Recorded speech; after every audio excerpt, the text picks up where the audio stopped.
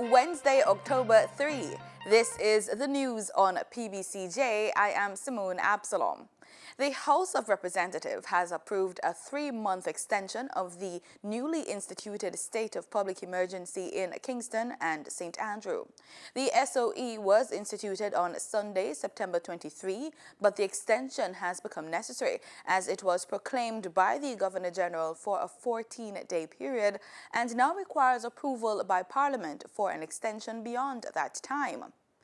Prime Minister Andrew Holness told the House of Representatives that the SOE was introduced on the basis of increasing crime figures and gang violence within the affected communities. The introduction was commended by opposition spokespersons as necessary in light of the level of crime and violence within the communities, but was criticized as being not enough. And the state of emergency is indeed drastic. I think that's what I think the danger is of treating this as not a drastic response. It is the last constitutional means for dealing with a crisis of security. It is not for dealing with normal, endemic, protracted problems of criminality in a society. The response to those things, to that condition, needs to be one which is a sustained onslaught on the causes of crime, which have led to those levels of crime and violence in those communities.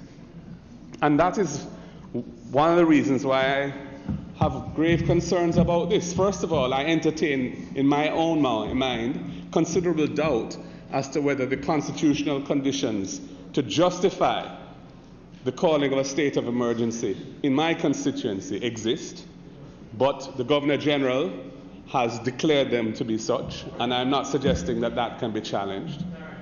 But I personally am not convinced that, given the data that we have, and given my own experience passing and traveling through my constituency, it took me by surprise. Holness responded that the SOEs and zones of special operations, which his government introduced in response to increased crime and murders across the country, were only part of a strategic plan to bring the problem under control. Does the state of emergency meet the constitutional requirement? In a sense, it is a reflection of how desensitized the country has become to accept that a community that has 100 and odd shootings and murders is acceptable. I come from the point of view where it is not acceptable. And we have been in the state where we should have been acting upon crime with urgency. Residents of Almontown and adjacent communities in central Kingston who are worried about being dislocated because of the proposed construction of a new Parliament building at the National Heroes Park are being given assurances by the government. Prime Minister Andrew Holness yesterday told the House of Representatives that the government Oval project will involve some demolition and new construction, but assured that not all buildings will be destroyed around National Heroes Park. Is the Prime Minister and the Cabinet aware that the master plan proposes the demolition of virtually all buildings around the National Heroes Park, including existing ministries of finance, education, and labor, and most of Almontown? Response. The master plan does not propose the demolition of virtually all buildings around the National Heroes Park, including the existing ministries of finance, education, and labor, and most of Almontown. He was responding to Central Manchester Member of Parliament Peter Bunting in the House of Representatives. Bunting questioned the possibility of the demolition of the Ministries of Finance, Education and Labour and most of Almontown, but Holness dismissed this assertion. Meanwhile, the Prime Minister assured the House that the process of redeveloping the Heroes Circle neighbourhood in downtown Kingston will be done through a competitive process. The Prime Minister said that the development proposal is not yet at a stage for public consultations, as the feasibility studies will guide the finalization of the plans. He said that in the interim, the government will be having a town hall at Heroes Circle on October 25, where all members of the community, stakeholders, will be invited. The National Works Agency has advised that the Mandela Highway project should be completed by Christmas. The update was given by E.G. Hunter, the agency's head, during Parliament's Public Administration and Appropriations Committee examination of the first supplementary estimates on Tuesday afternoon. Mr. Hunter also said the Constant Spring and Hagley Park Road projects are slated to be completed by June 2019. Mr. Hunter gave the timeline as he explained the $7 billion increase in this year's budget for projects under the Major Infrastructure Development Program. There is still no end to the financial woes at the Jamaica Urban Transit Company, the JUTC. It was revealed at Tuesday's sitting of the Parliament's Public Administration and Appropriations Committee that revenue for the current fiscal year is 16% below projection, and the bus company is facing a $2 billion shortfall.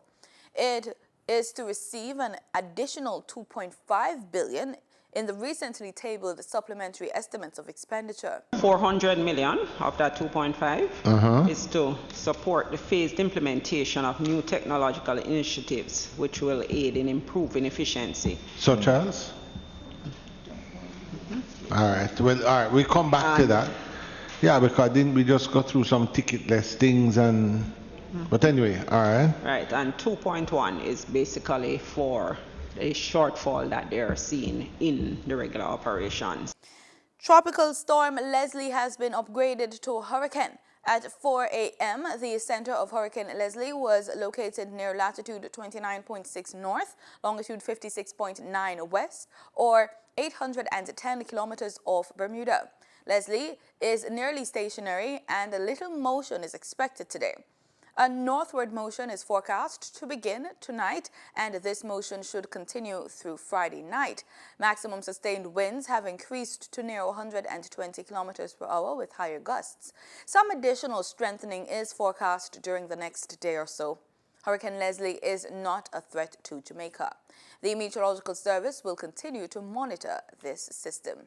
In regional news, Cuba and the United States Roswell Park Cancer Center inked a deal for cooperation in medicinal, or should I say medical technology.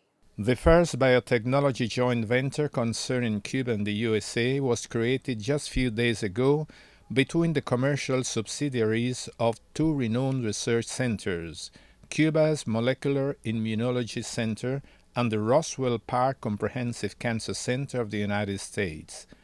This new enterprise, named Innovative Immunotherapy Alliance SA, will be based on the Mariel Special Development Zone in the western Cuban province of Artemisa.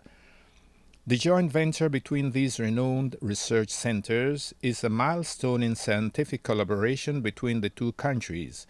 It will allow advanced research and development of innovative cancer drugs, which will surely improve survival rates for thousands of patients in the United States.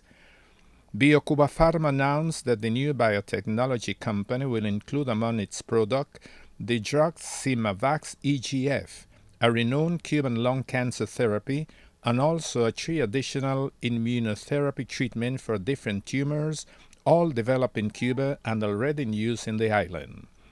In its first years, the joint venture Cuba-USA Biotechnology Company will have as its main purpose the development of scientific and clinical researches so as to validate safety and effectiveness of these unique treatments in the United States. If these studies are successful as expected, the company will be in a position to export medicine from Cuba for the benefit of patients in the United States once the necessary licenses have been obtained from the USA Drug Regulatory Agency. Direct from Cuba, Richards, Canal Caribe.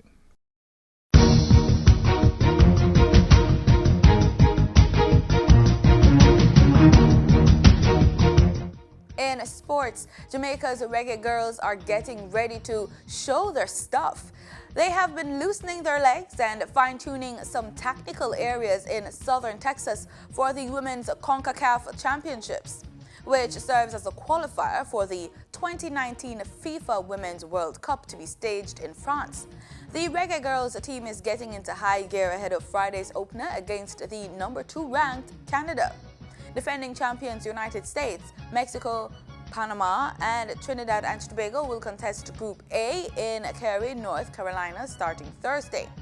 The top 3 teams in the tournament will automatically qualify for the FIFA's Women's World Cup France 2019, with the 4th-placed team having an opportunity to secure qualification through a playoff with Argentina of CONMEBOL.